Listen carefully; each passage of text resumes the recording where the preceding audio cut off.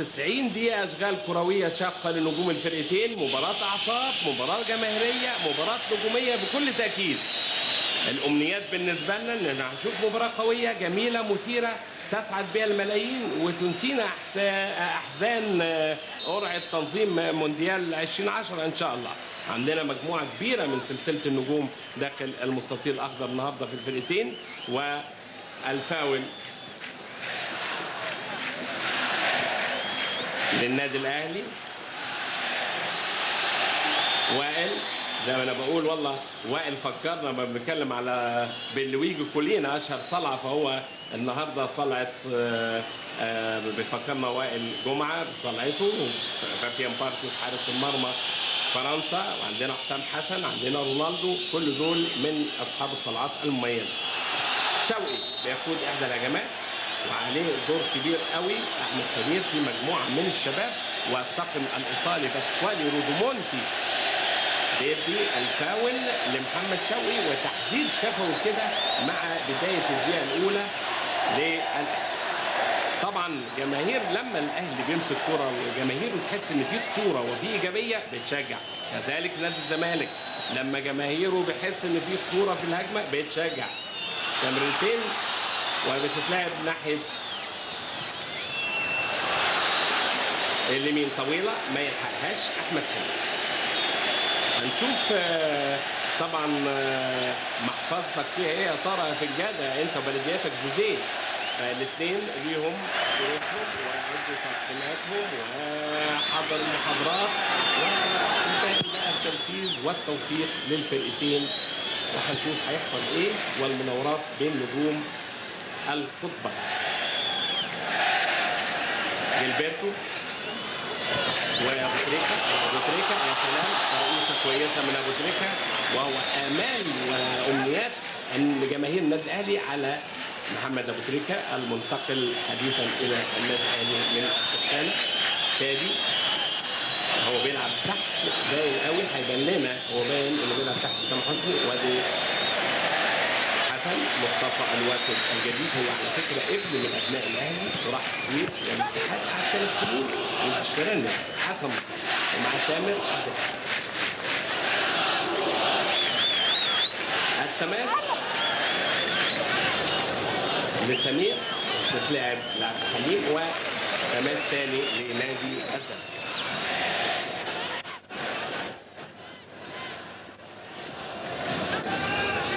شوف حسام حسن حلوه وبتلعب لحسام حسن هات وخد وعاوز يرقص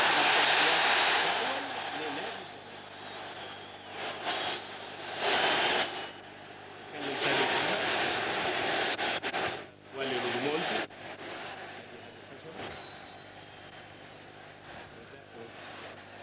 شادي محمد والفاول لحازم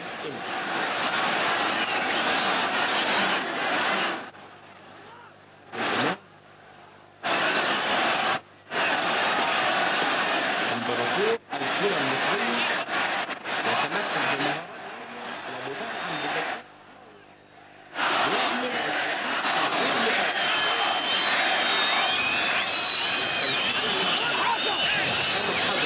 هيحصل ايه؟ وحازم امام حسام حسن جاب حسام حسن الاهلاوي جاب 5 اجوان في الزمالك والزملكاوي جاب 4 اجوان كتير.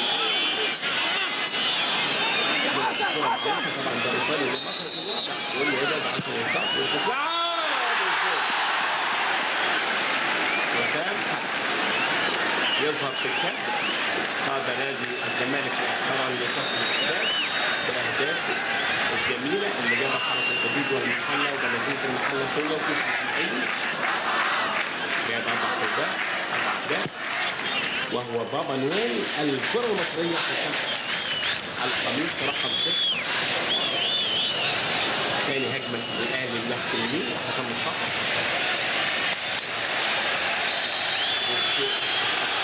لازم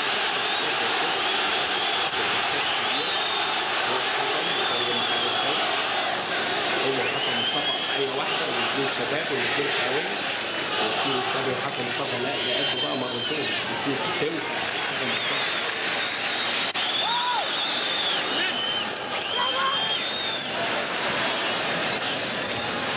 لسه الفرقتين ملتزمين لان في كثافه عدديه في خط الوسط، ففي صعوبه في عمليه الاختراق. طارق السيد اللي بيعتمد عليه اعتماد كلي النهارده بيعمل احكام هجمات الزمالك على الشمال، والفاول الثاني لنادي الزمالك. تم من هجمات نادي الزمالك حازم امام اللي فورمه كويسه ورائحه الخطوره تشتم بنشمها من هجمات حازم امام.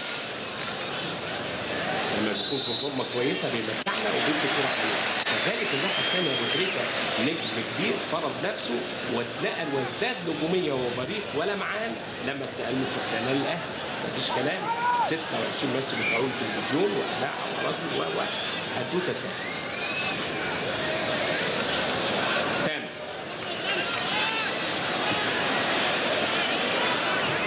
واتلعبت حلوه قوي ناحيه اليمين، يلحق احمد لكن احمد سمير ما يلحقهاش، لكن عنده غريزه هجوميه احمد.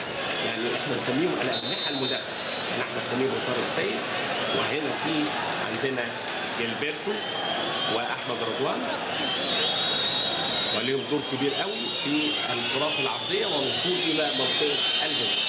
جilberto على التنفيذ في رميه التماس، اينو تتخطف وضربه حره غير مباشره، ما بيفوتش حاجه الراجل. احنا داخلين على الدقيقه 6، ما زال التعادل السلبي وسيد الموقف. وادي وائل لعبها ناحيه اليمين لرضوان، قدم اوراق اعتماده في ماتش المحله، جاب جول احمد رضوان.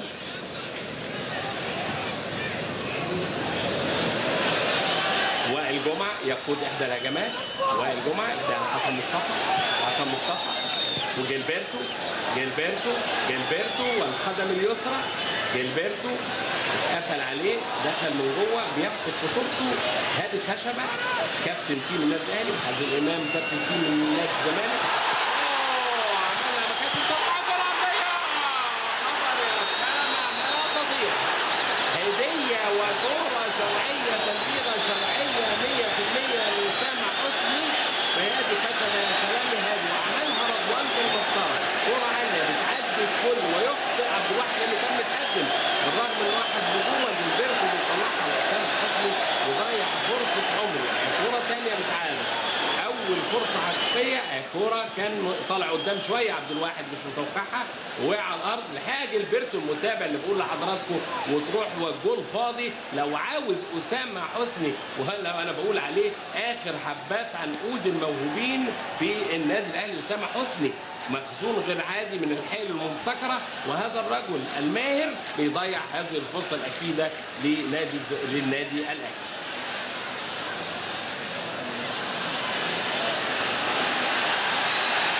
ثاني حسن مصطفى ومحمد شوقي لهادي خشبه والرضوان اللي طالع، لكن بشير وطويله وفي تسلل رافع الرايه باولو ريسي اللي ماسك فراوده والله كريستيانو كوبيلي اللي ماسك فراوده نادي الزمالك. في تسلل، هجمه اهلاويه وبشير التبعي. زي ما بقول لحضراتكم ناس كتير تقول لك الزمالك ضامن، ابدا.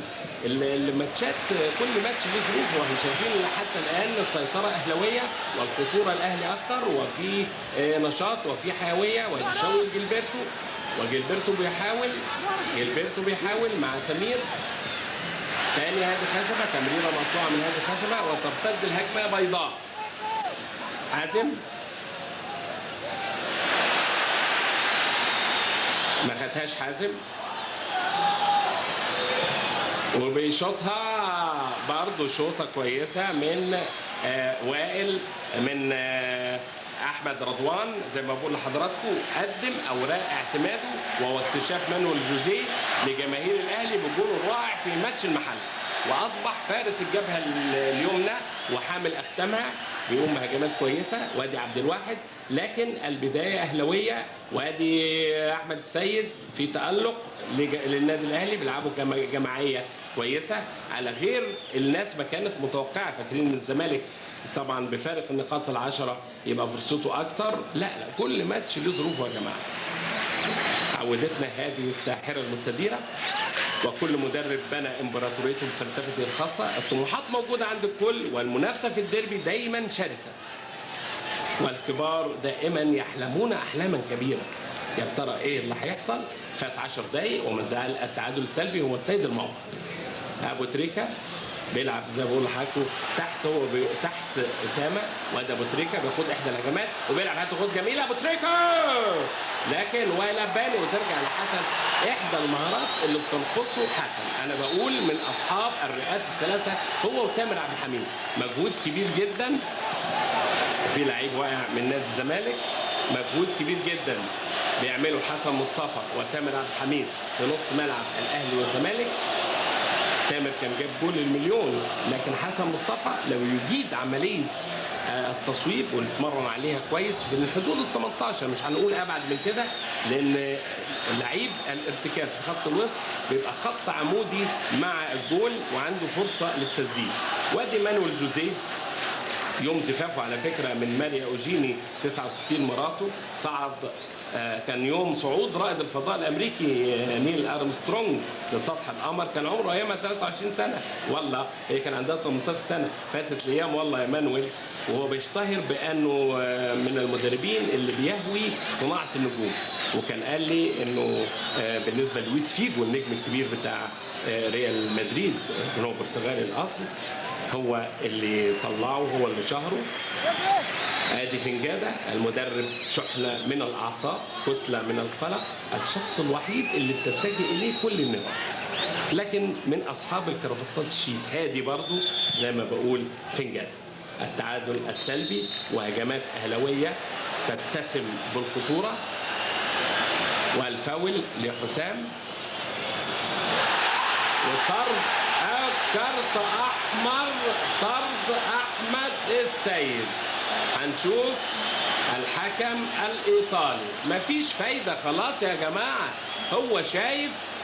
هو شايف ولن يرجع في قراره، مفيش فايده اهي، باينه ضربه فعلا في دماغه، وشافك الحكم يا احمد يا سيد، والكارت الاحمر لاحمد السيد.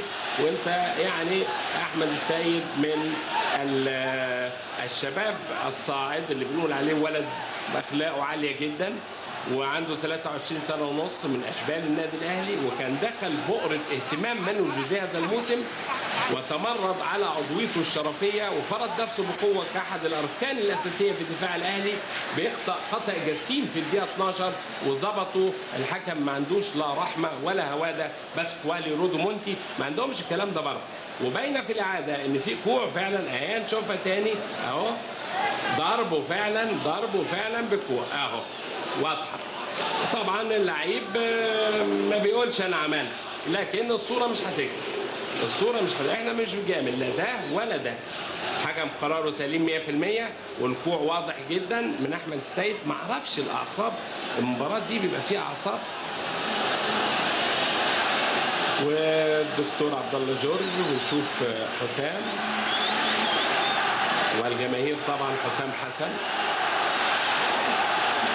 الكوماندا حسام حسن، بابا نويل الكرة المصرية.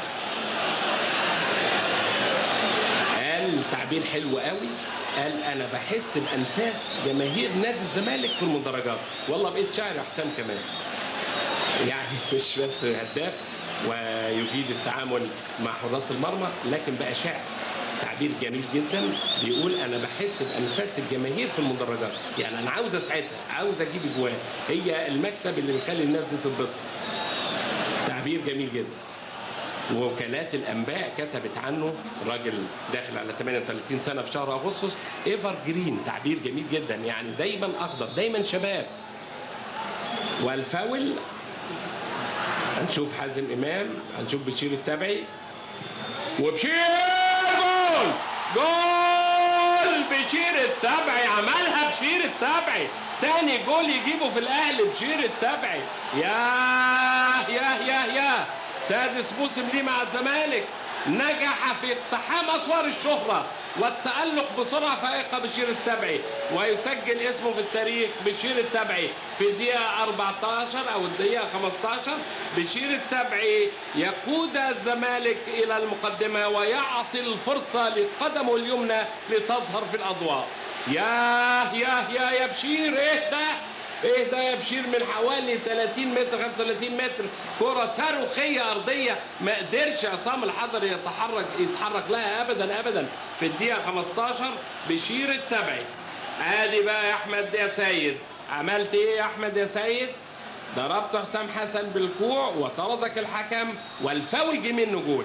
دروس مستفاده لعيبتنا الناشئين الصاعدين واللعيبه كلها، ان يعني الكوره فيها التحام، فيها قوه، فيها وفي قانون، لابد ان الكل ياخد باله من الحاجات دي. بشير التبعي يظهر في الاضواء،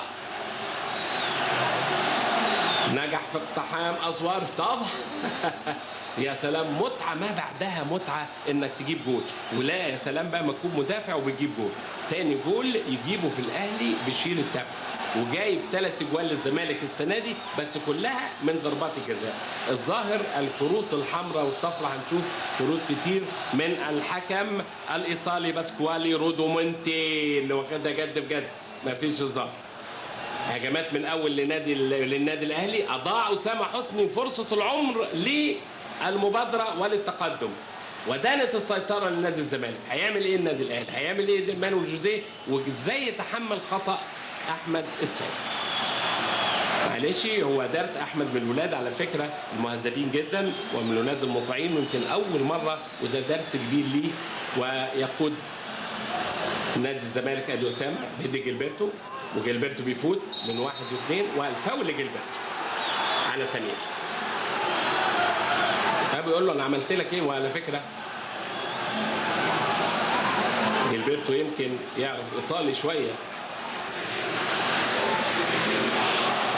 الاباني النهارده احنا بنشوف الزمالك بيلعب 4-4-2 ماتشاته اللي فاتت كلها، لكن النهارده برضه بحرص وطبعا باستشاره من المساعدين بتوعه هشام يكن والخواجه، بيلعب بليبرو وائل الاباني فنجان، عبد الحليم علي، وفي صراع وحسام حسن ووائل جمعه، بقوه وائل جمعه ياخدها، وادي جilberto،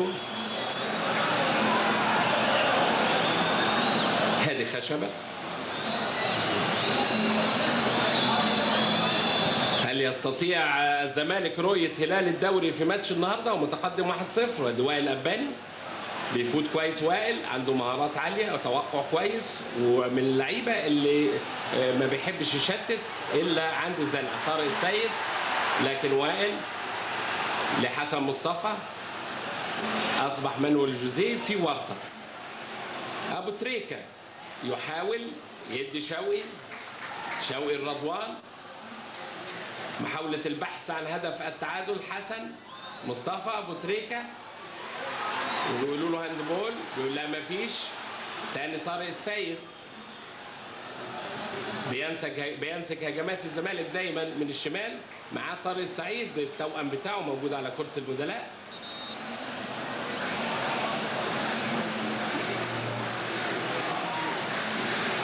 الماتش اصبح على صفيح ساخن احبائي الكرام، مطرود من النادي الاهلي 1 اللي هو احمد السيد ومغلوب جول.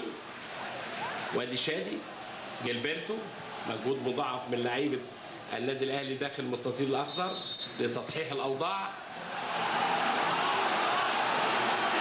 هيروح هنشوف هيدي بشير التبعي انذار، فعلا زي ما بقول لحضراتكم الراجل ده ما عندوش تفاهم، يعني بشير التبعي انذار لانه بعد ما صفر حط الكوره بره، وانذار لبشير التبعي.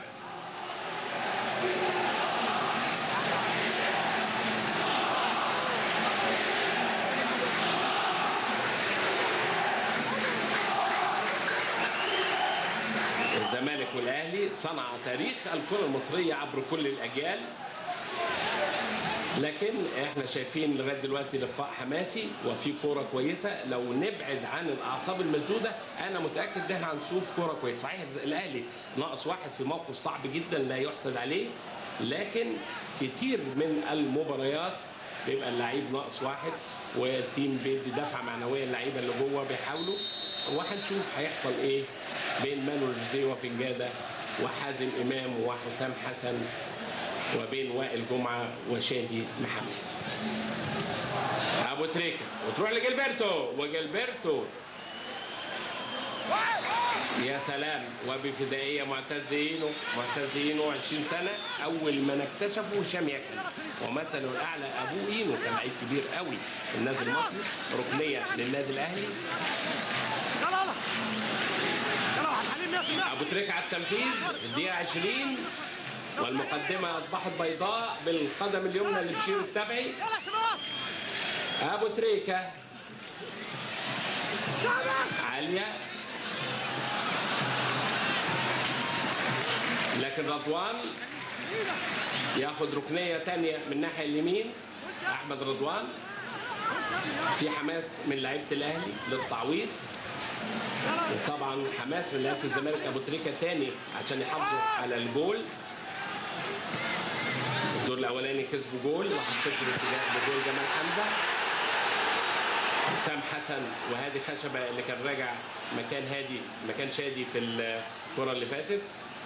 وجilberto بيلعب كره عابره المحيطات من اقصى اليسار لاقصى اليمين، لكن بياخدها دفاع نادي الزمالك ونقلتين 3. بشير التبعي صاحب الهدف بيلعب بمزاج حلو. واينو ناحيه اليمين لاحمد سمير. حازم المتحدث الرسمي لخط وسط النادي الاهلي حازم امام، وبيلعبها له تاني لكن تضيع وتروح لهادي خشبه. هادي خشبه رضوان تتخطف من رضوان وماشي طارق وبيشوط طارق بره فوق. كرول اول من اعطاه الفرصه طارق السيد. نادي الزمالك دائما بينسج هجماته من الشمال عن طريق طارق السيد. ادي الكره بتاعت ابو تريكه، هي جت في ايد اينو ولكن هو شاف الحكم انها غير مقصوده، لكن هي جايه في ايده واضحه لنا في الصوره مفيش كلام. طارق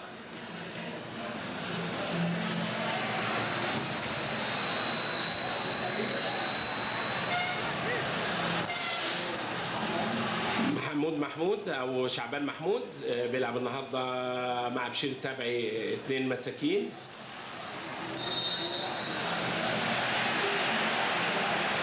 وتامر عبد الحميد مجهود كبير، وهنشوف الحكم مديله ايه. تامر عبد الحميد مثله الاعلى دونجا وباتريك فييرا اهو صراع هما الاثنين. انا بقول على الاثنين دول حسن وتامر من اصحاب الرئات الثلاثه، مجهود كبير جدا، كل واحد بيعمل له مش اقل من 13 كيلو في الماتش، ناقصهم شويه فنيات كده يبقوا عالي العال كمحور ارتكاز في خط الوسط. الاثنين في المنتخب، 2 تردلي خدهم في منتخب مصر. ادي حسن مصطفى، لكن شوف راجع مين معاه، حسام حسن راجع يساعد، والتمريره اتاخر فيها، لما بتتاخر كلاعب طارق السيد اتاخر، لما فورمه كويسه طارق السيد ده بيبقى حكايه في الجبهه اليسرى. والتماس للنادي الاهلي دقيقه 23 داخلين على الدقيقه 24 احبائي الكرام، والزمالك ما زال متقدم بالهدف الجميل اللي جابه بشير التبعي. وادي حسن مصطفى، وحسن مصطفى بيطلع جilberto وجilberto بيلعبها لابو تريكه. هو ابو تريكه زي ما بقول هو عنده النادي الاهلي مشكله، ما فيش مهاجمين، اصابه بلال وخالد بيبو على كرسي البدلاء، وما فيش راس حربه صريح. فيليكس من الشباب الصاعد، ودي هجمه لاحمد رضوان بتتقطع، وتماس للنادي الاهلي. حسام حسن بيقول لهم اهدوا، مش عاوزين استعجال، مش عاوزين كرات تضيع بره، عاوزين نسيطر، عاوزين نمسك كوره. هل في الوقت اللي فاضل ده هل يدفع فنجاده ومانويل جوزيه لعيبه الزمالك والاهلي لمخدع الابداع لتستعيد الكره المصريه رونقها وتستمتع جماهيرها العاشقه للقطبين؟ وهنشوف وادي الانذارات، ادي على ايده انذار لصالح حسن مصطفى. بقول لحضراتكم الظاهر هيبقى فيه كروت حمراء تاني، لان الانذارات الصفراء كتير، والفاول لحسن مصطفى والانذار للمعتز اينو. ما زال معتز اينو في فجر شبابه 20 سنه، والفاول عليه.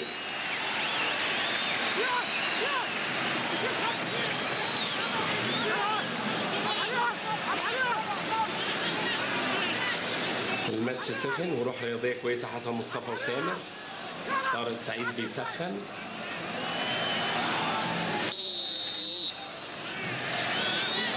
ابو تريكه فوق. الثاني بشير شاطها تحت، جت جول. ابو تريكه فوق. بدلاء الاهلي امير عبد الحميد، محمد جوده، سيد عبد الحفيظ، وائل رياض، فيليكس، خالد بيبو، حسام عاشور. بدلاء نادي الزمالك محمد عبد المنصف، طارق السعيد، جمال حمزه، محمد صديق، سامح يوسف، احمد صالح، محمد عبد الواحد. ما شاء الله كرسي البدلاء في نادي الزمالك مليان نجوم برضه.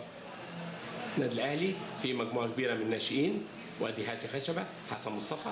ترمومتر اداء النادي الاهلي في خط الوسط لما بيتاخر بتضيع منه. تاني تامر عبد الحميد، مدي فاول.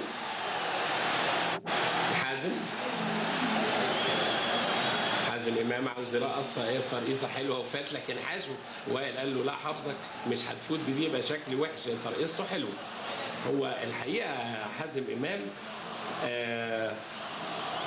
حرر كرة القدم من الرتابة واللعب الكربوني. اللمسات السحرية اللي بيعملها دي ما عملهاش غير حازم إمام في هذا الجيل. قبل كده شفنا نجوم كبار في الزمالك، فاروق وحسن شحاته والخطيب وطاهر أبو زيد، مجموعة النجوم الكبيرة، وعلاء أبو جريشة ورضا وعماد سليمان، مجموعة بتدي الحاجات الحلوة دي. هو حازم في هذا الجيل هو اللي حرر كرة القدم من الرتابة واللعب الكربوني. الترقيصة الحلوة اللي بتعجب الناس ومفيدة. هو طبعا لو فات من وائل جمعة كان بقت حدوتة تانية.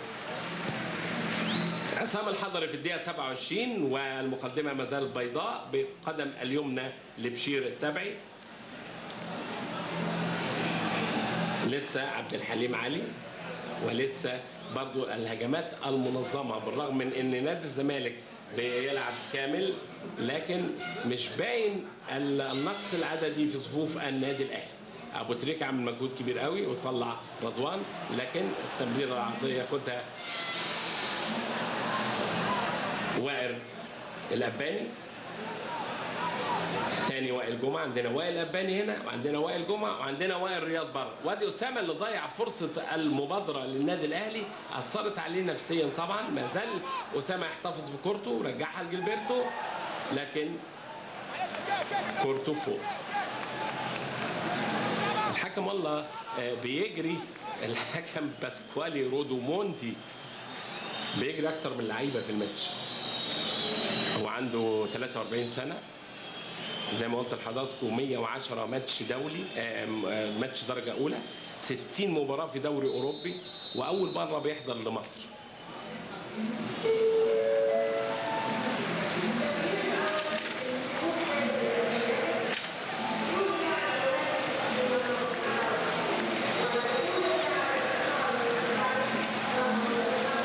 سحب معتز اينو ونزل. ده ذكاء لان هو اينو واخد انذار، وفي نفس الوقت هو عاوز يستغل طارق السعيد يستغله في انجاده في النقص العددي، لانه لعيب مهاري وهو احد البنوك المتحركه في فرقه نادي الزمالك دلوقتي. طارق السعيد، حسام حسن، ومعاه حسن مصطفى. حسام حسن وحسن مصطفى. على فكره احنا هنا حسام حسن فيرويد، وهناك اسامه حسني. اول ماتش لعبه حسام حسن سنه 84 كان اسامه حسني عنده سنتين. تصوروا لفه الايام، والاثنين بيلعبوا، ده سنتر فيرويد للاهلي وده سنتر فيرويد للزمالك. تواصل الاجيال. معتز اينو خارج ولعب مكانه طارق سعيد، احد النجوم بقى الطارقين، والجبهه اليسرى تمثل قوه كبيره دلوقتي لنادي الزمالك. هنشوف الفورمه بتاعتها. تامر عبد الحميد طلع احمد سمير، دخل بؤرة اهتمام فنجادة في الفترة الأخيرة. حازم إمام بيتحرك في كل حتة، فورمة على فكرة حازم الفترة دي، لو يلعب بمزاج هنشوف منه كرة حلوة قوي. والتماس لأحمد سمير، وداخلين على الدقيقة 30 أحبائي الكرام، والتقدم الزملكاوي. واتلعبت حسام ووائل، واتلعبت من سمير ناحية الشمال لطارق السيد، 1 ضد 1 لطارق السعيد في أول لمسة. لسه ما شفناش عبد الحليم علي. تامر بيخلصها كويس، وبشير تمريرة بدون عنوان يا بشير، تطلع بره للنادي الأهلي. ما زال رجال المهمات الصعبة أسامة حسني وأبو تريكة بعيدين عن التهديف. وادي جilberto لأبو تريكة، لكن بشير التبعي بفدائية وقوة. وتاني لشوقي، وشوقي لأبو تريكة لشوقي، وهنشوف بيصفر. طبعا من وظائف الحكم انه يحمي اللعيبه. شوف احمد سمير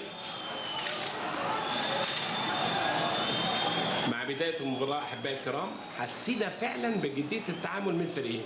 البدايه كانت اهلاويه، ومسك الكره حوالي 6-7 دقائق، وجات له فرصه العمر لاسامه حسني يخش التاريخ، لكن اضاعها من كره جilberto العرضيه الحلوه.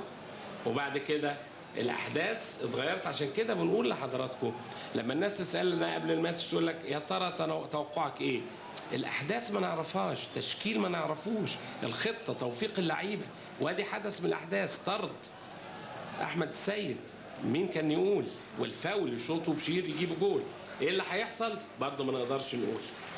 لكن التوقعات في هذه المباريات عودتنا هذه الساحره المستديره ان لكل مباراه لها ظروفها الخاصه، والتوقع والتنبؤ ما يبانش غير بعد ما بنشوف تلت ساعة 35 دقيقة من الماتش، وخصوصا في لقاءات القمة بتتغير في ثانية. أبو تريكة بيخترق، أبو تريكة وشاط فوق. الآمال والأمنيات تتجه نحو أبو تريكة، فقد اخترق كل مدارات النجومية بعد انضمامه للفرسان الحمر. أبو تريكة يثري ماتش النهارده بتمريراته الذكيه وتسديداته القويه، وان كانت ما زالت بعيده عن المرمى.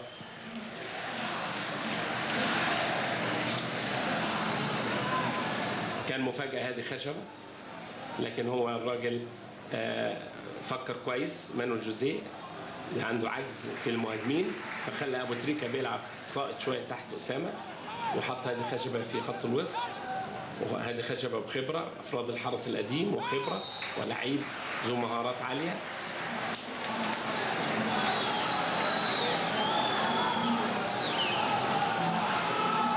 في اللقاءات الاخيره هذه خشبه استعاد حيويته ونضارته. 12 موسم شغل.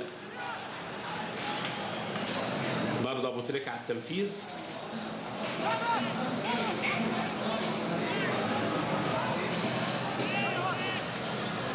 هو اللي مسؤول عن الضربات الحرة، ولعبة عرضية حلوة، وادي كرة ما تضيعش ابدا يا جماعة، ما تضيعش ابدا ابدا يا شادي.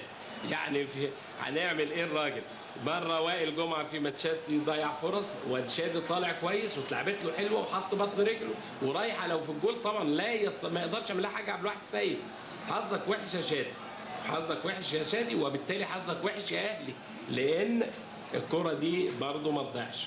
الكرات الثابتة احدى العوامل او العوامل الرئيسية اللي تساعد على احراز الاهداف دلوقتي، لان القانون بيخلي اللعيبه تبعد 10 ياردات، وعندك فرصه كمدرب انك تطلع زي ما شفنا شادي كده واللعيبه المميزين في ضربات الراس.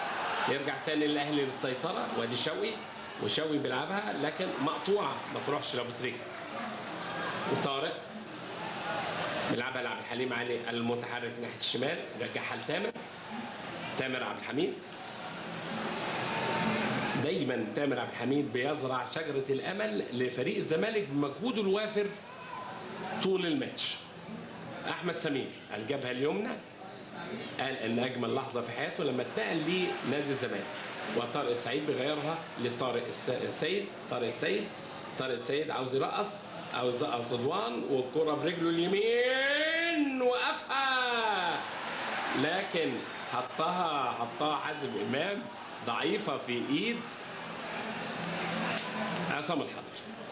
اهي ملعوبها له حلوة قوي من طارق السيد في الاعادة، وقفها كويس، لكن هو بيلعبها ما يقدرش في الزاويه دي يجيبها جول، لكن كان عاوز يلعبها عرضيه، لا هي عرضيه حازم ولا هي في الجول.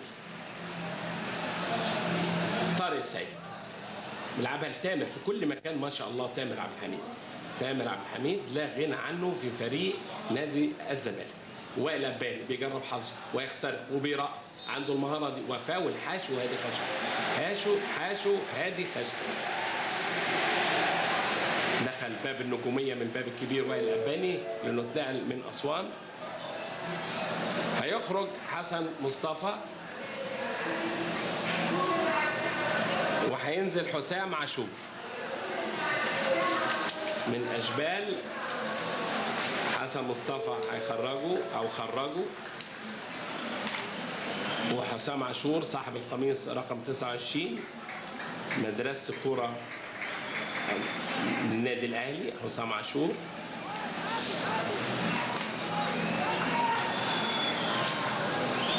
مانويل جوزيه لا يعترف بقاعدة الزبون دايما على حق، ما عندوش رحمة. اللعيب اللي ما بينفذ، وادي فاول تاني للزمالك، هل هيعملها تاني بشير؟ معقولة فوق بره. ايه يا بشير؟ صواريخ من منصة صواريخ، وبيحط كرة جميلة وجامدة، لكن بعيد عن الثلاث خشبات في الدقيقة 36. بس ما ايه ده يعني، مميز جدا بشير التبعي.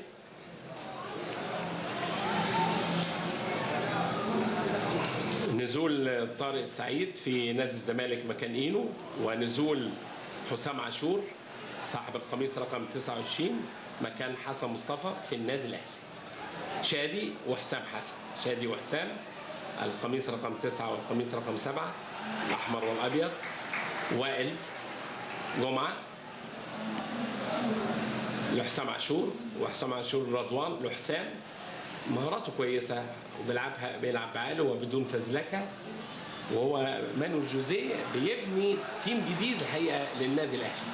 وحسام عاشور كره اسامه يلعبها رضوان لاسامه وفوتها، فيها فكره متفوته لاسامه، فيها فكره حلوه هنا برضو، لانه لقى نفسه مش هيقدر يحطها في الجول. التفويته حلوه اما نشوفها في الاعاده.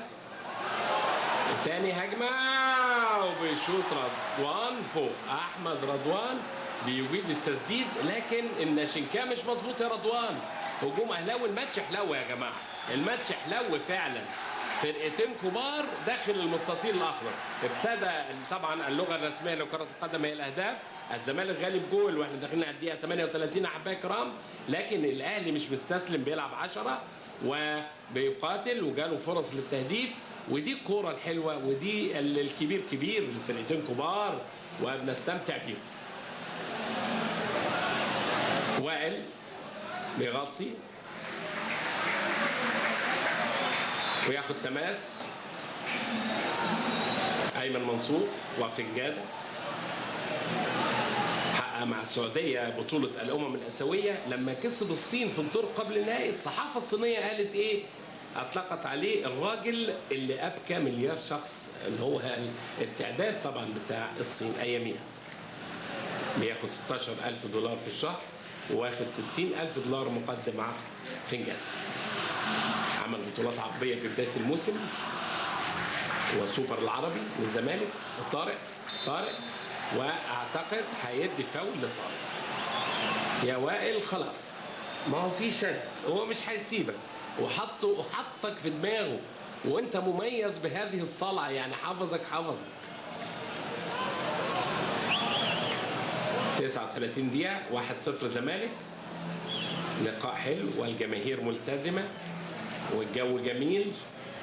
وادي عبد الحليم علي وطبعا شادي محمد بتشوف الحاجات دي في ماتشات اوروبا، بيحوشوا عشان ما يتحركش، بيقول له ابعد عني. وحسام حسن والكره العرضيه،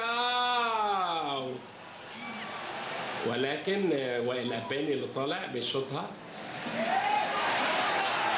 وجilberto والتماس للزمالك. مدي كريستيانو كوبيلي اللي ماسك فراوده نادي الزمالك، واتلعبت لحسام.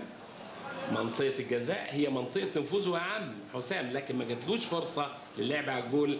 شوقي شادي لعبها قصيره، لكن هادي خلصها بمهاره كويسه جدا. برافو يا هادي والله.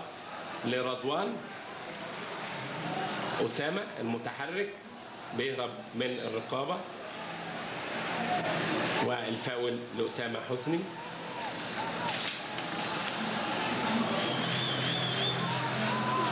ودع مرحله المراهقه الكرويه ودخل مرحله البحث عن النجوميه اسامه حسني.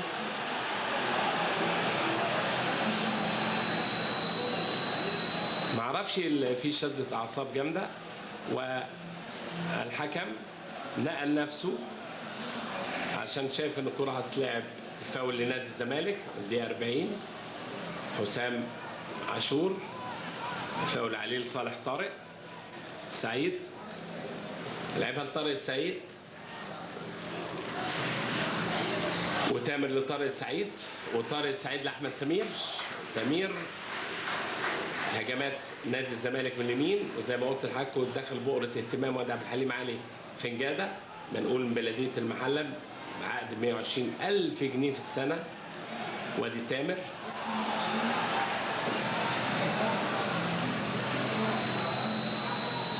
من محمود تترد للأباني من بشير. طارق سعيد. تامر بيلعبها لاحمد سمير. قوه نادي الزمالك في الجبهه اليسرى، لكن والله احمد سمير من الولاد برضو المهاريين وليه انتاج في الثلث الهجومي اهو. شفته رقص وشفته فات، وبيلعبها لعبد الحليم. عبد الحليم موقف صعب بين الخطوط لخلصها والله حلو، واحمد سمير خلصها حلو وعمل حاجه جميله جدا، لكن ما فيش متابعه من الناحيه الثانيه. ما فيش متابعه. رضوان يطلعها تماس. الاثنين مدربين في الكادر. هناك فرق. ده مبسوط داخليا، لكن في ترقب وفي قلق.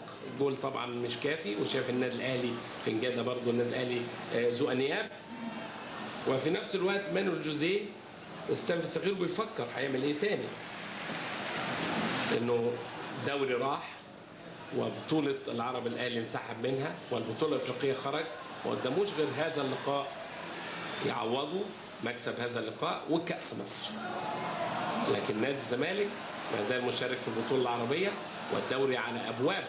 زي ما قلت لو كسب ماتش النهارده يستطلع هلال درع الدوري. شادي والله هجمه، وبفدايه طلع بشير وضعيفه في ايد عبد الواحد السيد. امتطى جواد التألق هذا الموسم عبد الواحد، 26 سنه، طوله 189 سم.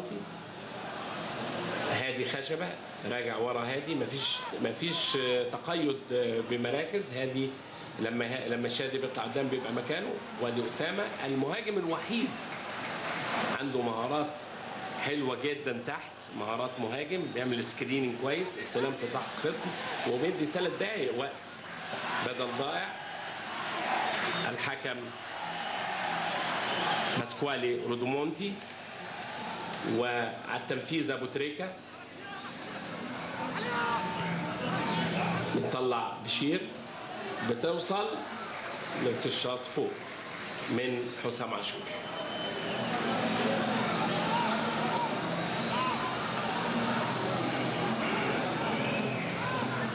عطل مفاجئ اصاب احد كبار الهدافين في نادي الزمالك عبد الحليم علي، وهو هداف الدوري 15 جول. عبد الحليم علي لسه ما ظهرش في الكادر.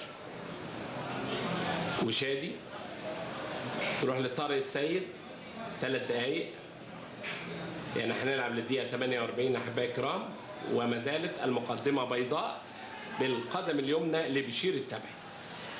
ماتش كويس، ماتش حلو من الفرقتين يليق بالاسم والتاريخ، لكن في عصبيه.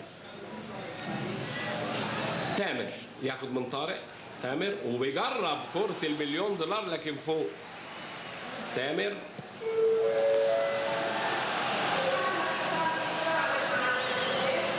من تشكيلة نادي الزمالك طبعا حسينا ان فنجادة عاوز يهمه نجاح ثورته الهجومية، وده دايما حال الفريق اللي عاوز يكسب.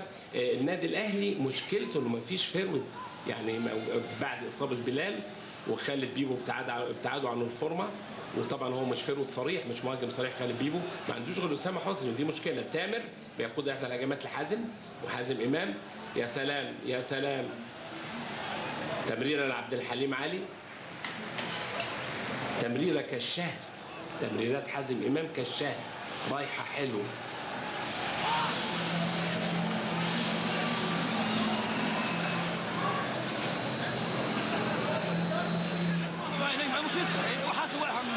ركنيه لنادي الزمالك على التنفيذ طارق سعيد صاحب القميص رقم 19، واحد البنوك المتحركه في نادي الزمالك دلوقتي بعد ما احترف في بلجيكا.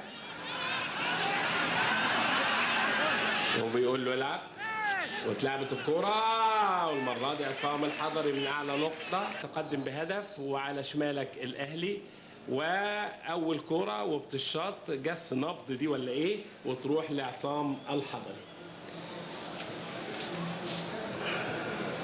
شادي كرة طويلة، الكرة الطويلة دي اللي مش من رجل لرجل وعمودية بتبقى لصالح المدافعين، ده وضع طبيعي. أحمد رضوان، طارق سعيد اللي نزل في الشوط الثاني، تامر لطارق، وطارق مقطوعه من طارق، هو بعيد عن فورمته، لانه طارق سعيد لو اصلا في فورمه كويسه كان هيبتدي بيه، لكن الاصابات اللعينه ابعدت نجوم كتير من زي سيد عبد الحفيظ في النادي الاهلي برضه. شوقي بيلعب كوره حسام عاشور وبيلعبها جوه المنطقه وتعدي وتماس. حسام عاشور اللي نزل هو اللي لعب الكوره اللي فاتت، ولكن في محاولات. ادي شوقي بيلعب الكرة العالية،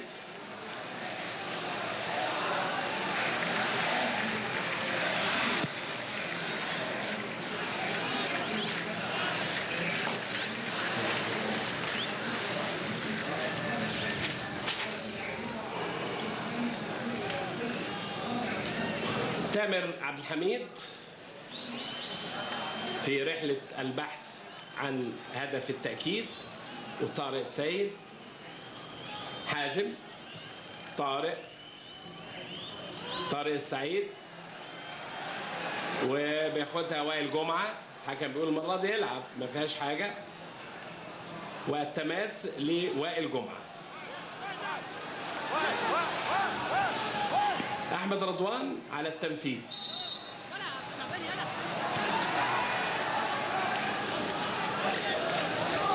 والفاول للنادي الاهلي. لكن الحقيقه الشوط الاول ما حسيناش ان النادي الاهلي بيلعب 10.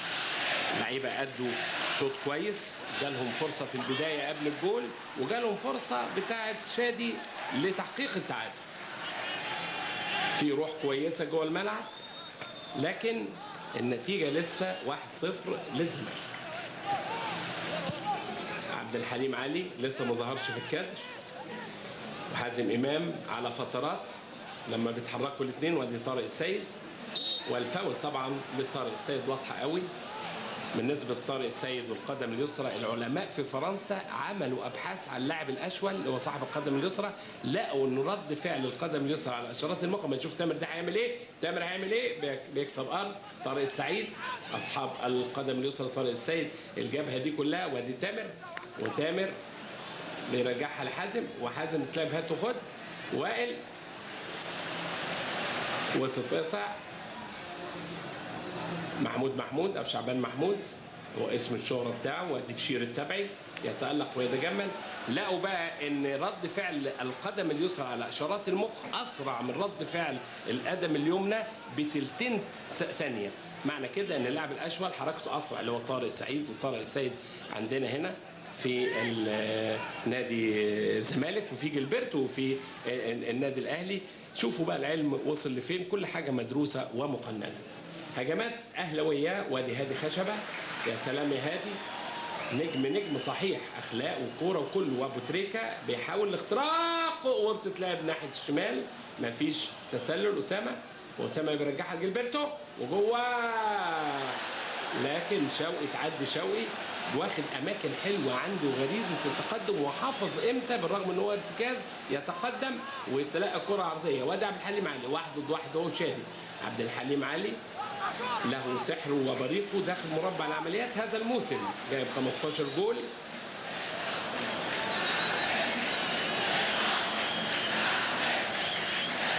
لما بيتألق عبد الحليم علي بيبقى ضوءا ساطعا طبعا في فريق نادي الزمالك، والهداف دائما بيسكن تحت الأضواء، جايب 15 جول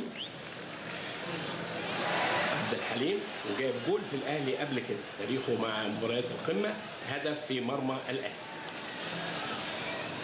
سمير، أحمد سمير، وما حسبش فاول، يعني دي فيها طبعا فاول، وبتلعب ناحية اليمين عبد الحليم،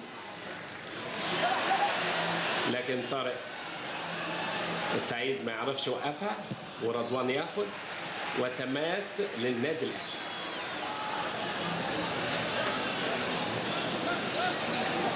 القميص رقم 9 موجود في نادي الزمالك، اللي هو حسام حسن كبير الهدافين. ما فيش في النادي الاهلي القميص رقم 9 لحسام عاشور. برافو يا حسام، والفاول لحسام على،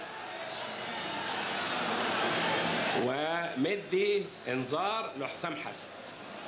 الماتش زي ما بقول لحضراتكم على صفيح ساخن يعني، بس الحكم يعني الكرة هنا وشايف، عنده عينين، عنده 12 عين، يعني شوف الكرة فين هنا. محمود والفاول لحسام عاشور، لكن هو مدي انذار لحسام حسن هناك، يعني عارف ايه اللي بيدور بين اللعيبه بينها وبين بعض، فاهم كل حاجه، وبيكلمهم، بيكلم وائل وبيكلم حسام.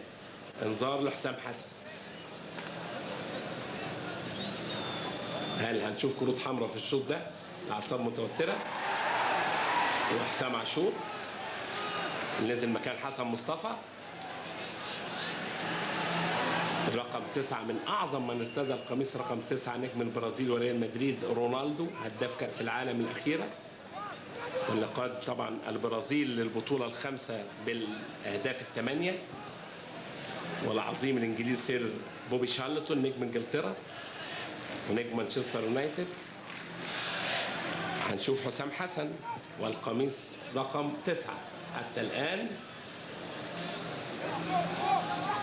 ما عملش حاجه حسام، وقوته بتبان في التهديف واداؤه يبان في التهديف.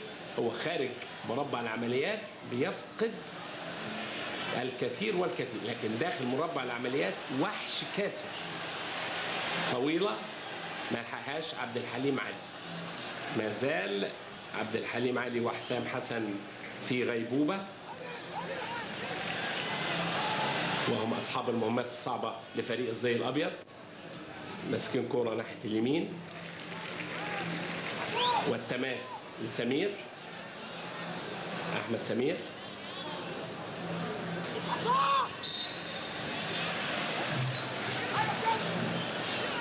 والفاول لحازم امام. ما بيلعبش بمزاج، هو الفاول ليه شوقي زقه، وهو مسؤول عن رقابته، كابتن تيم نادي الزمالك، وادي خشبه كابتن تيم النادي الاهلي، واحمد سمير في الجانب الايمن.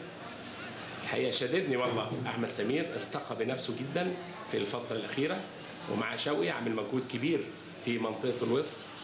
الاثنين شباب، وادي جilberto وضربه مرمى لنادي الزمالك.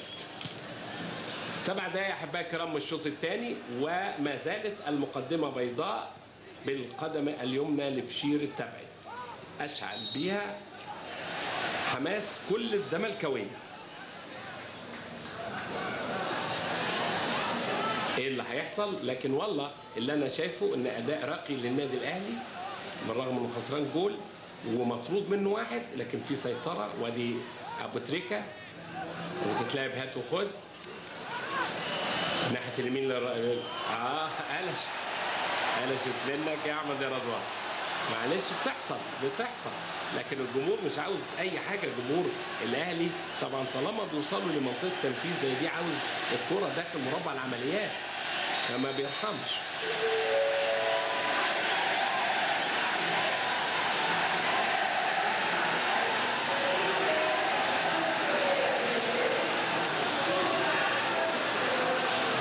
حسام حسن هيخرج وهينزل جمال حمزة.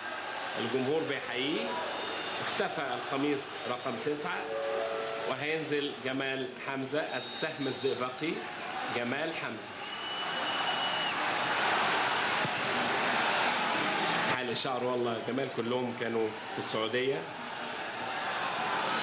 أداء العمرة. وجمال حمزة لعيب ذوي المهارات الخاصة وهو صاحب الهدف الوحيد اللي جابه نادي الزمالك في الدور الأول لما كسب الأهلي 1-0. جمال حمزة داخل المستطيل الأخضر للكلية الحربية. الدقيقة 9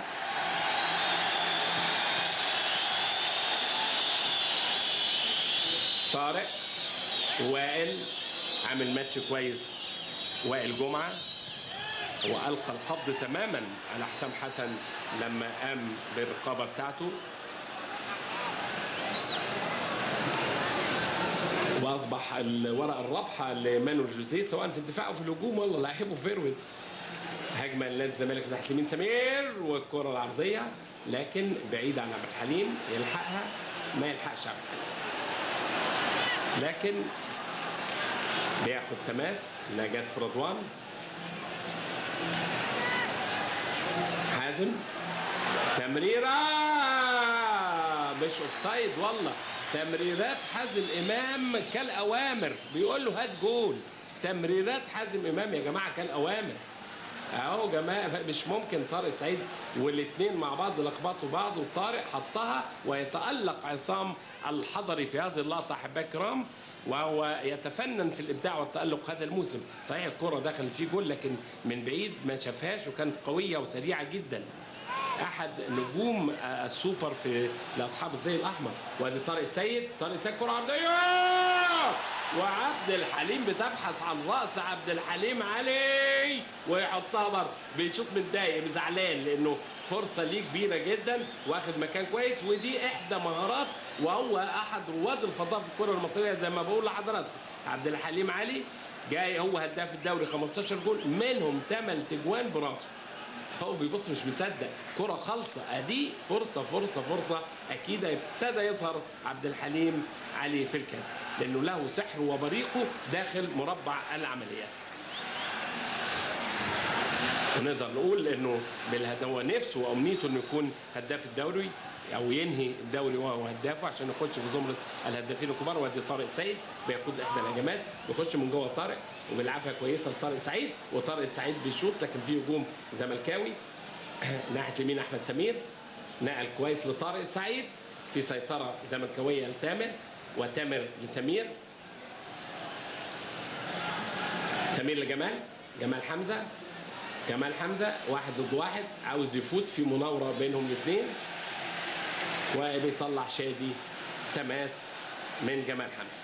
من اللعيبه اللي بيقدر يفوت من واحد لما يجي له موقف 1 ضد 1 لما يكون فورمه كويسه. جمال بيجيد عمليه الترقيص والمراوغه وحركته سريعه ورشيق جدا لما بيكون في الفورمه العاليه بتاعته.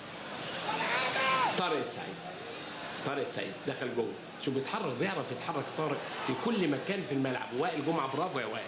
وائل جمعه الحقيقه وائل جمعه اصبح الورقه الرابحه لجوزيه في فريق الاهلي وفي دفاع النادي الاهلي. وشاهد ملعب الكليه الحربيه نجوميته لما كان في المحله والفريق العسكري وخدت مصر بطوله العالم العسكريه وخد احسن لاعب في هذه البطوله. عبد الواحد كره عاليه. واسامه حسني زي ما بقول لحضراتكم لعيب ماهر جدا تحت وعنده كل مهارات المهاجم بصرف النظر انه ضيع فرصه لكن ننقصه 50 سم نطوله. طب نطولك ازاي؟ ادي عبد الحليم علي. عبد الحليم علي واقف وبات عبد الحليم. برافو يا عصام يا حضري. ظهر عبد الحليم الشوط ده غير عبد الحليم الشوط الاولاني. يبقى ضوءا ساطعا عبد الحليم علي لما بيتحرك في فريق نادي الزمالك. طارق السعيد سيطرة زملكاوية عبر كل أجزاء الملعب في الشوط الثاني في 13 دقيقة اللي فاتت. وهجمة تاني لطارق وطارق بيلعبها جول. أخيرا بتبحث عن راس. لسه بقول لحضراتكم في الدقيقة 13 وعبد الحليم علي يجيب الجول الثاني. عبد الحليم علي يجيب الجول الثاني. يعطي الإذن لرأسي لتظهر في الأضواء ويحرز الهدف رقم 16 في الدوري العام عبد الحليم علي، وثاني أهدافه في مرمى النادي الأهلي. لكن سيطرة زملكاوية من جميع أجزاء الملعب من اليمين ومن الشمال، وتصفر كل دقيقة بتضيعوا جول عن هدف لعبد الحليم علي من التمريرة العرضية الحلوة لطارق السيد. هو تابعها تمام التمام وفاضي وحطها، يبحث طبعا زوايا مرمى عصام الحضري كلها ويحطها له بالتسعين الشمال مع تحيات عبد الحليم علي يا حضري. جول جميل جميل جميل جابوا عبد الحليم علي.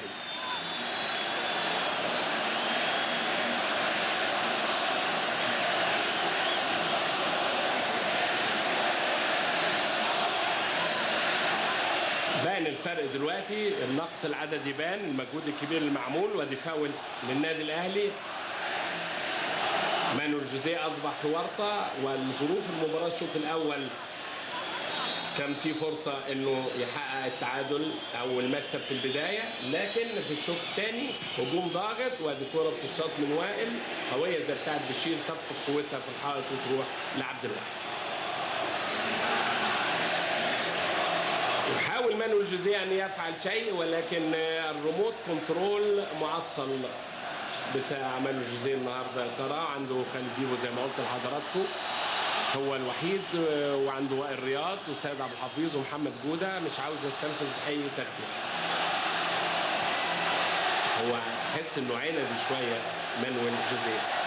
وادي تامر بيعمل مثلث، وادي وائل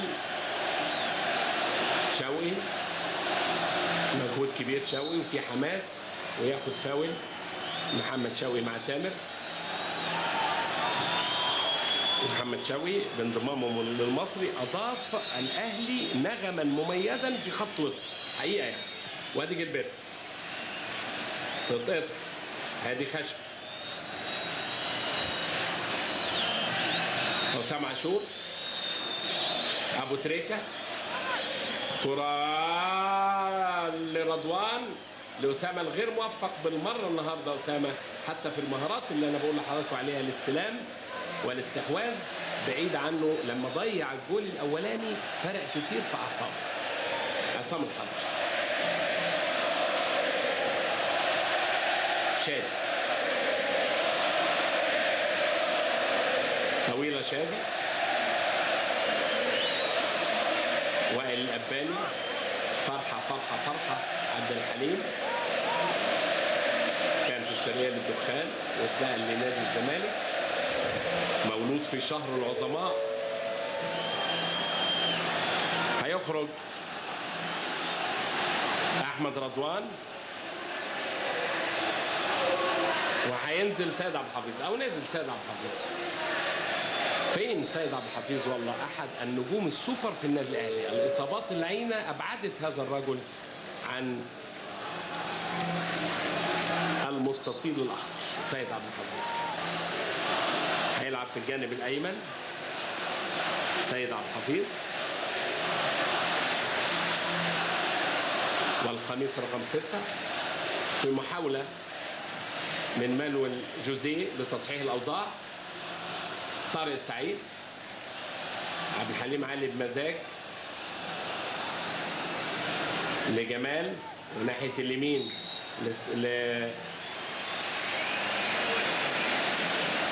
تامر اللي هو وشادي.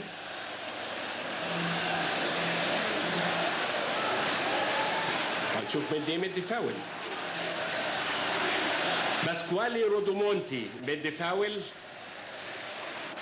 يا فرحتك النهارده يا فنجاده، لو انتهى الماتش لصالحك طبعا خلاص. اوبا، تاني كرة تانية كان ممكن قوي تعمل جول من جمال حمزة، لان هيبقى الفرق 13 نقطة وفاضل 4 ماتشات ب 12، يبقى نقدر نقول ان مبروك لنادي الزمالك النهارده لو انتهى هذا الماتش لصالحه، ونقدر نقول نادي الزمالك استطاع ان يستطلع هلال الدوري العام للموسم الثاني على التوالي في استاد الكلية الحربية. ومن مين؟ من غريمه وحبيبه النادي الاهلي او حبيبه اللدود. المنافسه التقليديه شيء، واللعيبه بينها وبين بعض كل ود واحترام شيء اخر. سيد عبد الحفيظ في اول لقطه، سيد عبد الحفيظ مراوغ مميز، تمريرات كويسه، بيسدد، جاب جول قبل كده في نادي الزمالك. وادي شوقي تاني ناحيه اليمين لهادي خشبه المتالق هادي في ماتش النهارده في حدود ظروف هذا اللقاء. تاني والفاول للسيد عبد الحفيظ. لما يستعيد فورمته سيد عبد الحفيظ ويلعب ماتشات كتير، لياقة الماتشات، اعتقد من النجوم المهمين جدا. فريق النادي الاهلي دلوقتي في مرحله التكوين، لازم برضو يكون في كيان. ادي خشبه سيد عبد الحفيظ المجموعه دي، وابو تريكه، المجموعه دي لازم يكون لها دور مع باقي الشباب والجدد في النادي الاهلي. والكره العاليه وائل جمعه، يا وائل يا جمعه، كاد ان يفعلها وائل جمعه. كوره حلوه ولكن باين مشدود. شوف سيد عبد الحفيظ عملها له حلو قوي وهو فاضي، صحيح هي من زاويه صعبه شويه، لكن اهي يستطيع لو وجهها حطها على شمال عبد الواحد سيد، وحطها على اليمين في الزاويه المقفوله. اسامه مهاري، استلم وماشي كويس من محمود، لكن يا سلام يا طارق السيد يمسك هجمات الزمالك للشمال وعمل الكرة اللي فاتت الجول. والفاول لحازم امام، بيقول الحكم بيشده. طبعا حازم كان احترف في ايطاليا في اودينيزي و100% باسكوالي رودومونتي يعرفه اهو. لكن زي ما بقول لحضراتكم حازم امام سلطان زمانه، ولعيب لما بيجيد وبيلعب بمزاج، تمريراته كالشهد، تمريراته كالاوامر. فعلا عمل تمريرتين حلوين قوي، كان ممكن يجي منها جونين. وده ابو تريكه هتعمل ايه؟ وحطها جول. يا سلام يا ابو تريكه يا عظيم، ولد. احدى صفقات يناير من ترسانه ب 900,000 جنيه، حلال عليك يا ابو تريكه. وهو اخترق كل مدارات النجوميه بعد انضمامه للفرسان الحمر.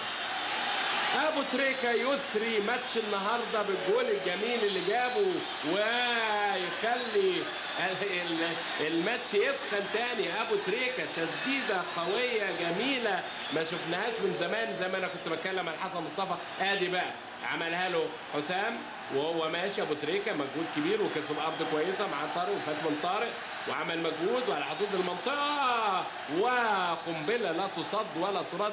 رجلك يا ابني عارفه الشبكه، رجلك عارفه الشبكه. 3 اجوال جابهم في نادي ترسانه، جاب جول وجاب بينالتي في الاتحاد وحرس حدود، وده الجول الرابع.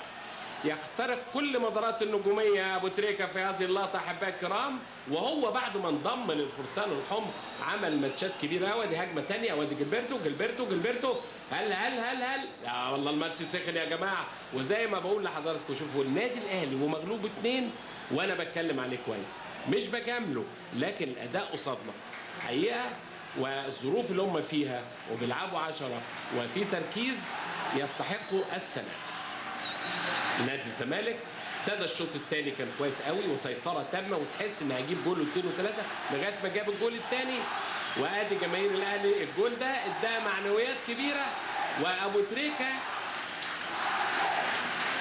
اشعل كل شموع الاثاره في ماتش النهارده. ابو تريكه يا سلام عليك ولد، يا سلام عليك ولد يا ابو تريكه. والفاول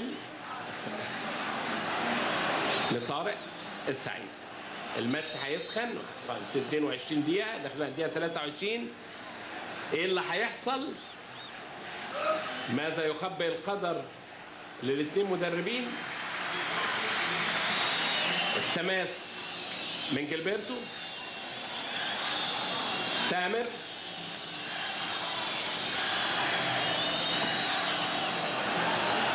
وبتتلعب تاني انفراد. طولت شويه عبد الحليم، طولت، ودخل لك عصام الحضري ومد رجله فيها زياده عبد الحليم علي، والحكم مدي راح يشوف عصام الحضري.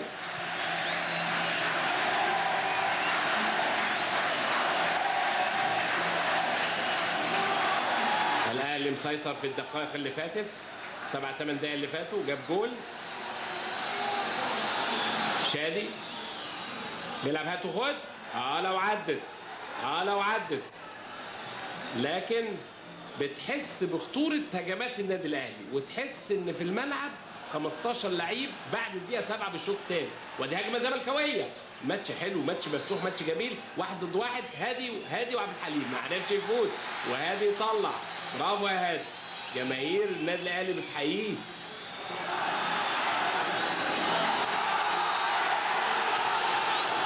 والفاول هنشوف الكروت، كارت اصفر لطارق السيد.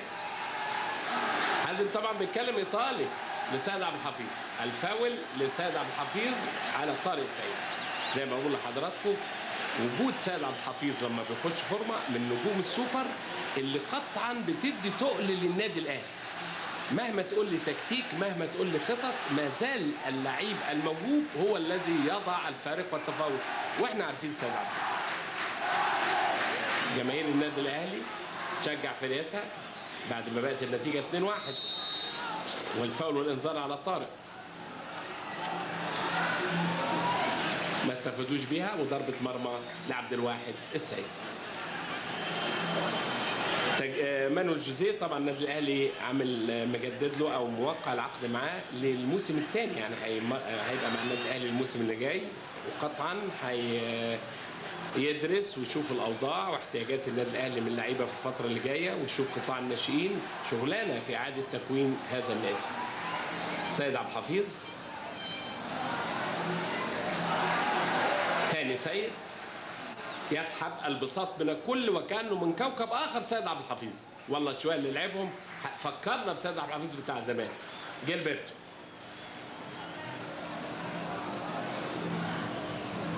وشوقي وحسام عوض وشوقي وهادي، سيطره اهلاويه والسيد، لكن يقطعها طارق السعيد، والقدم اليسرى لطارق مش مظبوطه. وائل جمعه احد نجوم هذا اللقاء، وائل جمعه ما فيش شك عامل ماتش كبير قوي. وائل جمعه هيبقى عنده 29 سنه في شهر 8، وفات كويس قوي وشاط فوق يا راجل، شاط فوق يا راجل. ابو تريكه هي اللي فاتت حلوه، اللي فاتت حلوه، الجول زغرطت في الشبكه، لكن دي فوق يا ابو تريكه. لكن القميص رقم 22 اصبح لعشاقه، وزي ما بقول لعيبه الكوره كتير عدد قليل منهم بيوصل لدرجه النجوميه، وندره بالنجوم دي بتستعمر قلوب الجماهير لدرجه العشق والادمان، زي ما هنا في حازم امام وحسام حسن وعبد الحليم وطارق، في مجموعه كبيره في الزمالك. ابو تريكه استعمر قلوب الاهلاويه في اول سنه شغل بادائه الراقي الجميل، وطبعا النهارده الهدف الحلو اللي جابه ده هيزداد حب الجماهير الاهلاويه ليه. هيخرج حازم امام،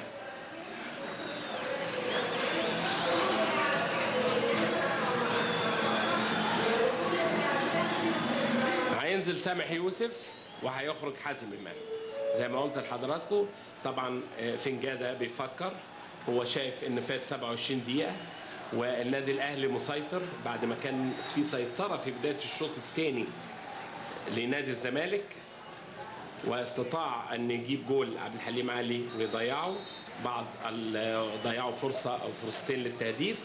سيطر النادي الاهلي تماما بالرغم انه بيلعب 10، وحس فنجاده بالخطوره، وعاوز طبعا يدي فرصه للعيب زي سامح يوسف مجهود في خط الوسط ولسه نازل، يستطيع ان يؤدي في ال 18 دقيقه اللي فاضلين عشان يحافظ على المكسب. دي وجهه نظره، هيحصل ايه الله اعلم.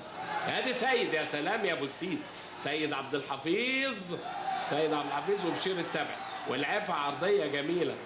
لو سيد ده تكمل لياقته مفيش شك هيكون قوه مؤثره للنادي الاهلي في المباريات القادمه او في الموسم القادم ان شاء الله. لكن في كاس مصر برضه ليه دور كبير هيبقى سيد عبد الحفيظ. الاهلي مسيطر تماما، وتروح لجيلبرتو ولابو تريكة المتحرك وروح وجدية وحماس يحسدون عليها لاعبو النادي الأهلي. أبو تريكة في كل مكان الراجل، مفيش حتة بدس فيها في المستطيل الأخضر للكلية الحربية. روعة يا أبو تريكة، روعة روعة روعة، والله روعة. سيد، يا سلام لحسام عاشور.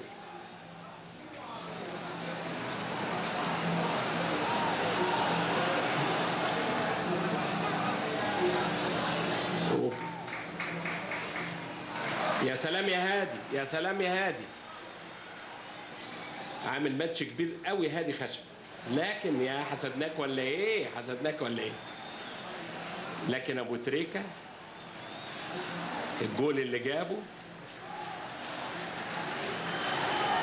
استخدم فيه حق الفيتو بعد ما كان الزمالك غالب 2-0، واستطاع ان هو يستخدم حق الفيتو ويجيب جول جميل جدا، والماتش هيحلو او احلو فعلا، وهنشوف كرة حلوه في 16 دقيقة اللي جايين.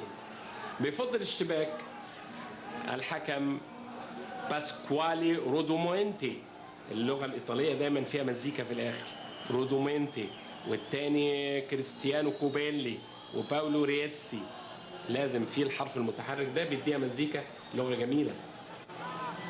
وائل أباني، هات وخد، وائل أباني رجعها تاني طارق السيد، سامح وداخل المنطقة عصام الحضري، وتطلع وتتحط، ولكن عصام الحضري ليه. عملوها كويس قوي نادي الزمالك، كاد أن يضيف الهدف الثالث. تاني السيطرة دلوقتي بتعود إلى نادي الزمالك في هذه اللحظات أحبائي الكرام. سامح ناحية اليمين، سامح لسه عبال ما يسخن بقى، سامح هياخد وقت شوية ويندمج في الجيم. تامر أحد الأوراق وأحد الأرقام المهمة جدا في فريق نادي الزمالك.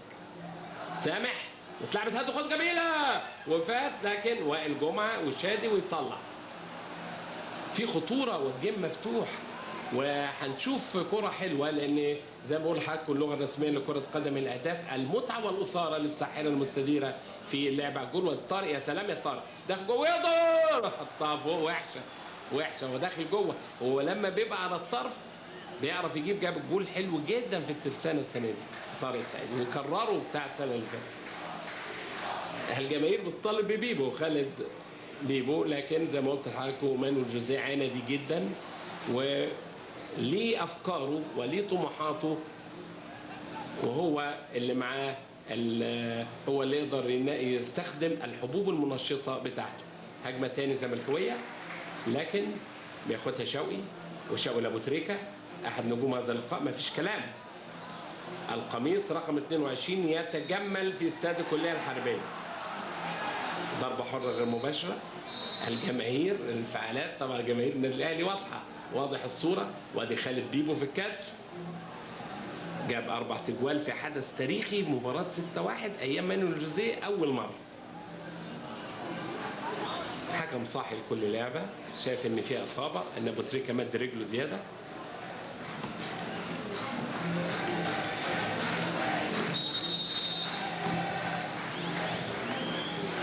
ايه اللي هيحصل في ال 13 يا ترى؟ من سيكون فارس المشهد الاخير؟ الزمالك كسبان 2-1، يفكر في نجاده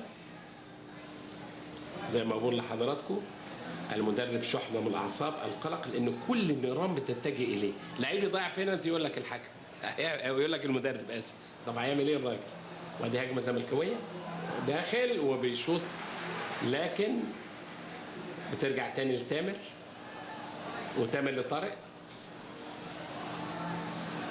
السيطرة دانت دلوقتي لنادي الزمالك، ابتدى نادي الزمالك في الشوط الثاني في سيطرة وجاب جول، وبعدين انقلبت سيطرة النادي الأهلي وأبو تريكة جاب جول، وبعدين رجع تاني نادي الزمالك وفي توازن بين الاثنين.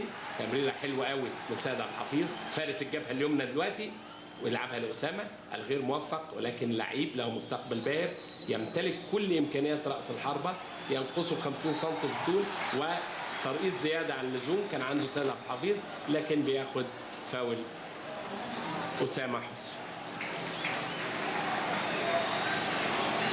مخزون غير عادي من الحيل المبتكرة عنده، لازم يستخدمها في التوقيت الصحيح. فات كويس من 1 و2، ودع مرحلة المراهقة الكروية ودخل مرحلة البحث عن النجومية زي معظم النجوم الشباب السوبر. سيد عبد الحفيظ على التنفيذ. المرة اللي فاتت حطها وائل جمعة بره في لعبة بيبقى متفق عليها، ورجوع طبعا عبد الحليم علي في الكرات دي كالعادة. وعبد الواحد كان متقدم شوية، اتحطت له، حط ايده، طلع كرة. رايح سيد عبد الحفيظ عاوز يثبت ذاته، عاوز ينتهز الفرصة. حسينا بيه والله في الفترة، وده فعلا لعيب الكورة اللي بيحب الكورة. ان شاء الله المدرب ينزله 5 دقايق. شوف ركنه قد ايه واحتياطي الماتشات اللي فاتت، لكن استغل الفرصة ونزل وخلى الناس كلها اعتقد هتتكلم عليه. لازم ياخد فرصته اكتر واكتر. جilberto يا ويلي يا جمعة، بيضحك عبد الواحد والله. موقف ظريف جدا وركنيه. يعني عبد الواحد سيد وائل جمعة وكان مانويل الزيبي لعبوا فيرود وجاله فرص، برضه حط رجله الشمال بياخد اماكن كويسه وائل جمعة. واحد نجوم هذا اللقاء مفيش كلام وائل جمعة، من احلى ماتشات النهارده. بيدافع وبيهاجم ويروح وبيرفع وبيعمل. وعبد الواحد طبعا عبد الواحد فوق. تضيع ازاي يا راجل؟ تضيع ازاي دي يا شادي؟ تضيع ازاي يا شادي؟ كانت دخلت مش ممكن يا جماعه.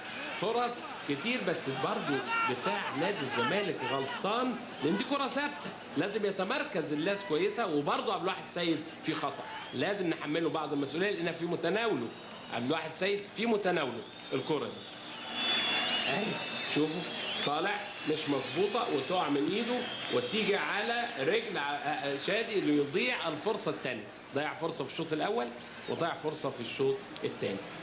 نرجع نقول مدافعين، لكن مفيش حاجه اسمها مدافع ومهاجم دلوقتي في الكوره، الكل بيجيب اجوال. لو كان جابها كان دخل التاريخ من اوسع ابوابه. شادي محمد تلميذ مجتهد في مدرسه الاراده والتحدي، واستخرج تاشيره الاقناع من كل المدربين اللي مرنوا النادي الاهلي. اتنقل من الكروم طبعا احنا عارفين، 5 موسم ليه اتنقل من الكروم. تاني هجمه اهلاويه، هادي خشبه، وهادي خشبه لشوقي، وشوقي مش مظبوطه. يا شوقي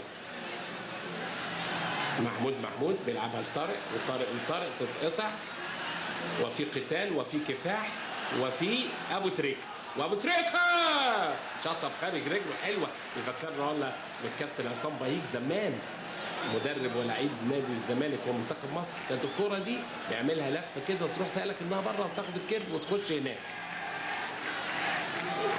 مانويل جوزيه، لكن هو سعيد باداء فرقته دلوقتي، والتغييرات عملت نتيجه معاه. سامح الجمهور بينادي على بيبو. 36 دقيقه 37 دقيقه، وهجمه لنادي الزمالك. احمد سمير وشادي اللي ضيع الفرصه اللي فاتت. شادي جilberto، اداء راقي للفرقتين. فترات سيطره للزمالك وتحس بالخطوره، وسيطره للاهلي بيلعب ب10 ما تحسش ابدا انه بيلعب 10. وادي وائل الاباني بيقود هجمه لتامر، وفاول على جilberto، وروح كويسه راح جilberto في تامر بالرغم من الخسارات. شوف الاعصاب متوتره بره. الله يكون مهنه البحث عن الاحتراف، حتى الاداريين، حتى مساعد حسام البدري والنادي اليماني وكل النادي الاهلي بقى عاوزين يعملوا اي حاجه. هادي خشبه، وادي الكابتن ثابت البطر مدير الكوره. الان مش مبسوط طبعا، مش مبسوط للاداء. قطعا الاداء كويس، لكن من الفرص اللي بتضيع كان ممكن قوي انه يبقى في الصوره ويبقى ماتش تاريخي للنادي الاهلي بيلعب ب10، واذا حقق التعادل يبقى انجاز ليه في الظروف اللي دي. وادي جماهير النادي الاهلي بتتحسر.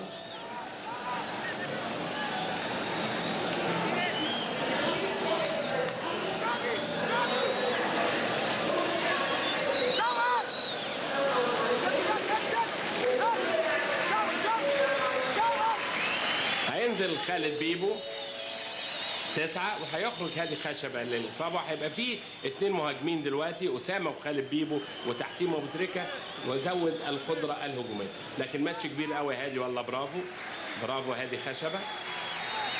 أكتر لعيب بعد حسام حسن شارك في مباريات القمة، عنده خبرة وأحد أفراد الحرس القديم، الجمهور كله بيحبه، جمهور الأهلي جمهور الزمالك. لعيب محبوب خلوق ولعيب كورة هادي خشبة. وائل بيبو أو خالد بيبو، آسف، خالد بيبو نازل، هنشوف هيعمل إيه خالد بيبو. الآمال تتجه إلى أقدام خالد بيبو، آمال الأهلوية والزملكاوية مستنيين رحلة البحث عن الهدف الثالث، وهو هدف الاطمئنان. قطع مشوار كويس قوي وبتتلعب من تامر، يا سلام يا تامر، لكن في تسلل. هادي خشبة كان نفسه يكمل الماتش باين، تمريرة لكن في تسلل.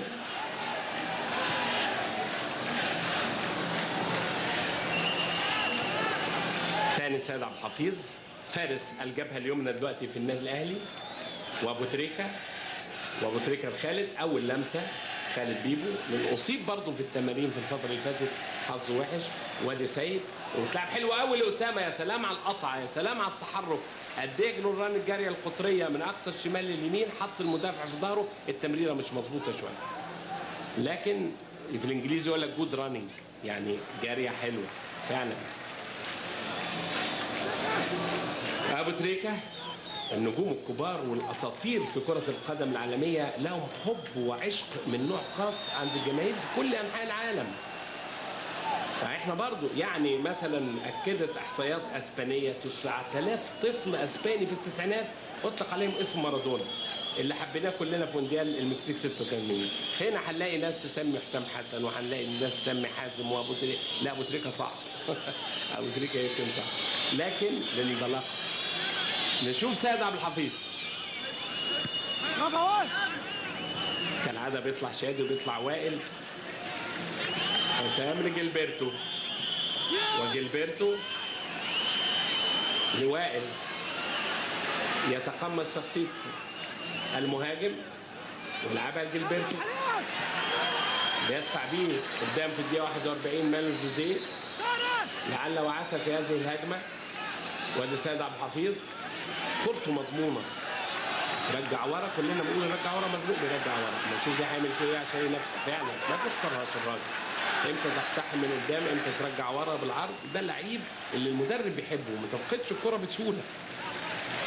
شوقي رجع ورا، شوقي دلوقتي، وائل جمعة لعب قدام، يعني كده تغيير شكليات كده، والاهلي ماسك كرة ولكن بدون انياب في منطقة المناورة. وشادي بيخترق، حاول لكن تتقطع لطارق، بعيد عن فورمته. طارق السعيد كان برضه مصاب. اللعيبه دي نجوم ما فيش شك، لو هم في فورمه كويسه كنا شفنا ماتش حلو قوي. طارق السعيد كنا شفنا اعلى من كده. صحيح انا بستمتع بالماتش في فترات كتير، بستمتع في الماتش من فرقتين. النادي الاهلي في الشوط ده يلعب 10 وباستثناء اول 7-8 دقايق اللي جت فيهم عبد الحليم الجول، النادي الاهلي مسيطر تماما.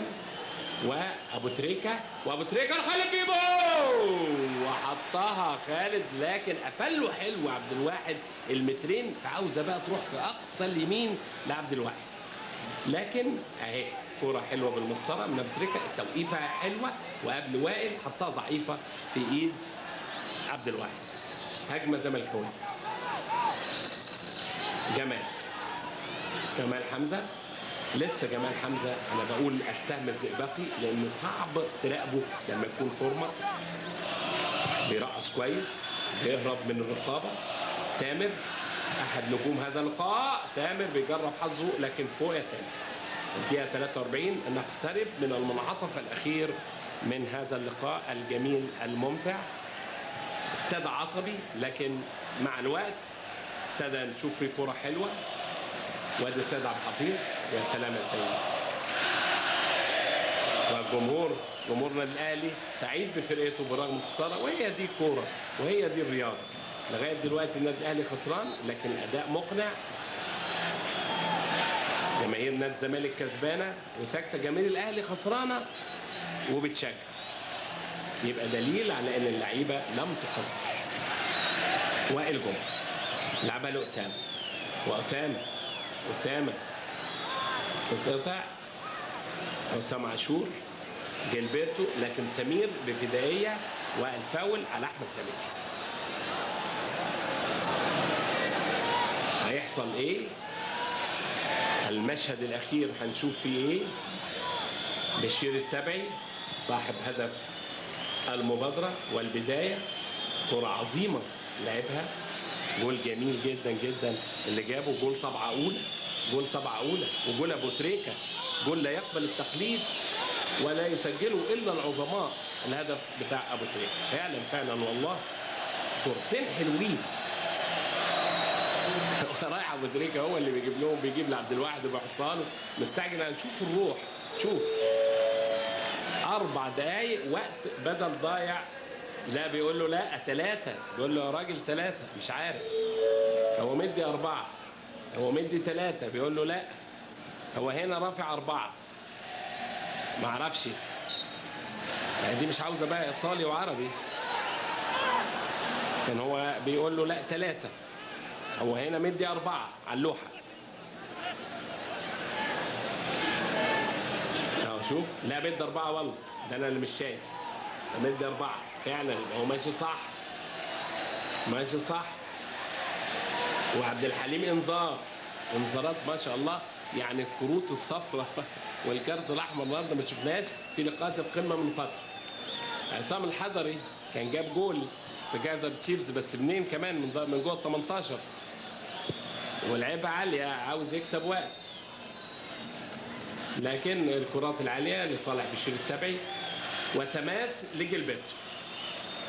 حسام عاشور برضو من نجوم الصاعده اللي كورتهم مضمونه وهيكون ليه شأن في النادي الاهلي المواسم القادمه. وابو تريكه عاوز يلعبها لسيد عبد الحفيظ، بيقطعها طارق، وطارق لعبد الحليم. عبد الحليم هو وائل، الاثنين في المنتخب. عبد الحليم وائل قطع مشوار والله 30 ياردة، وهو صاحب الهدف الثاني، وخلصها كويس لجمال حمزه وجمال لتامر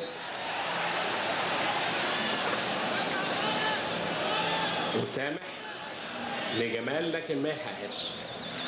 سنجاده بيقول يعني هو احنا هنلعب للدقيقه 49، ال3 دقايق دول بيقول يا ريت بتفوت عليك الظهر، والتاني ال3 دقايق بتفوت عليه باسرع ما يمكن. هي كده. جمال ومعاه شوقي، والفاول لجمال حمزه. ابتدى جمهور الزمالك يهلل، اقترب من نهايه اللقاء واقترب من الفوز. جمال حمزه، سامح، عبد الحليم، والتماس. ادي الحكم بقول لحضراتكم باولو ريسي، اللي بقول له لو تفرق ليه دي تبقى هو، كنت بقيت باولو روسي. فضحك، وشاب صغير عنده 41 سنه، ما يبانش عليه والله 41 سنه. والفاول على طارق سعيد. سيد عبد الحفيظ. فاضل دقيقتين احبائي الكرام تفصلنا عن نهايه هذا اللقاء. لقاء ممتع مثير، كان مشدود عصبيا في الشوط الاول، لكن الشوط الثاني الحمد لله شفنا اداء راقي. والان النادي الاهلي يقدم يمكن احسن عروضه هذا الموسم، والمكسب لنادي الزمالك يستطلع به هلال